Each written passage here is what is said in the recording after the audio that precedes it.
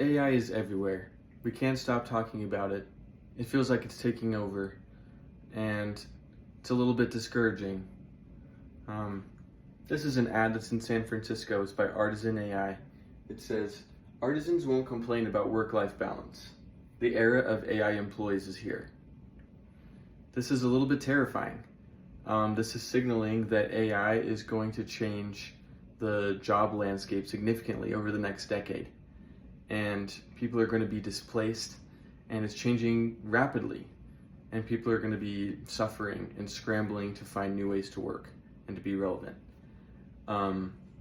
This ad really speaks to a small group of people, just the elites and the 1%, the people in charge of hiring large numbers of people. And to them, this is appealing because it's a way to avoid paying wages to a lot of people. They can save money by just having a staff of robots that do everything that they need them to do. And this is kind of scary to think about. To them, maybe this feels like progress, but this is kind of just a big wealth grab for the top 1%, and it'll leave a lot of people without work and without a way to contribute to society like we've done for a long time. So why are we in this situation? How did we get here?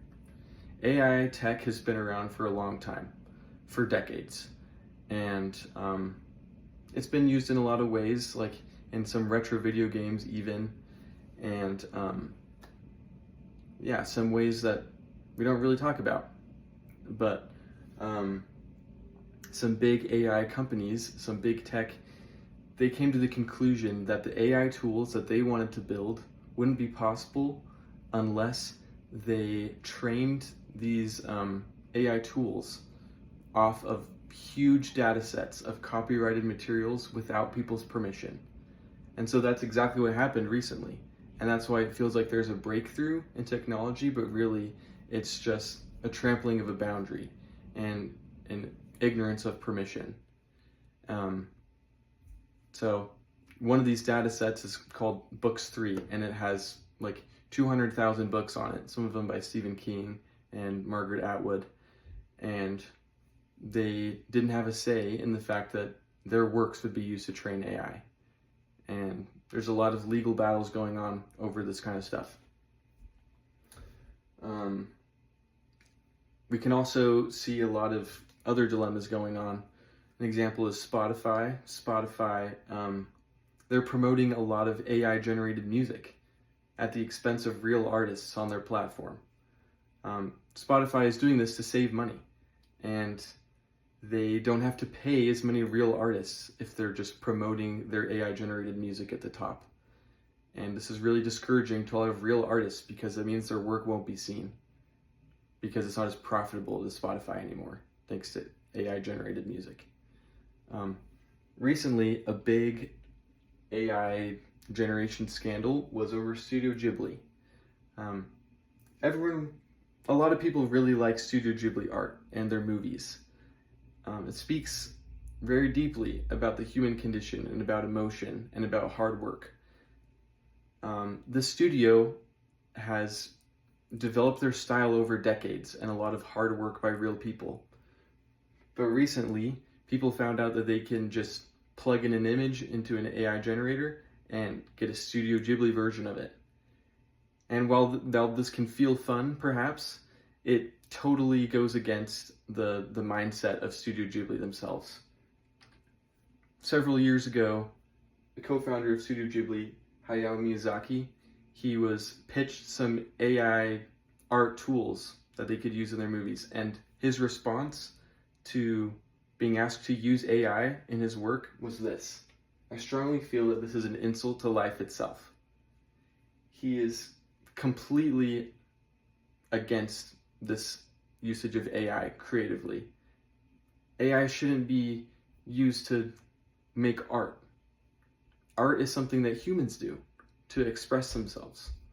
And if we're prioritizing entertainment with just like generated meaningless AI slop, that's really depressing.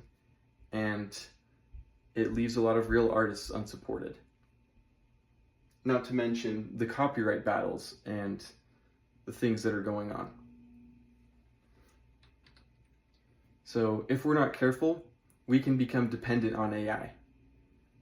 We've lived our whole lives so far comfortable with reading our own books and doing our own web research and having real conversations with people. Why do we need to take shortcuts now? Why are we sacrificing our quality of life and our job security and our health, honestly, for just this small amount of convenience? AI is free right now, but once society has built a large enough dependency on it, what's stopping big tech from putting in a paywall? This would restrict a lot of people's access to AI, and that would be devastating for a lot of people. And we don't want to see that happen. So let's just not use AI for things that aren't necessary. Let's just be a little bit uncomfortable and take a little bit longer to do things the way that we've always done them. And that way we can support real artists, and we can promote real job security, and we can promote a good way of life. I invite you to look into ways that you can get involved. This is the Global Alliance for Artificial Intelligence. They post news regularly, and there's a lot of other places to go.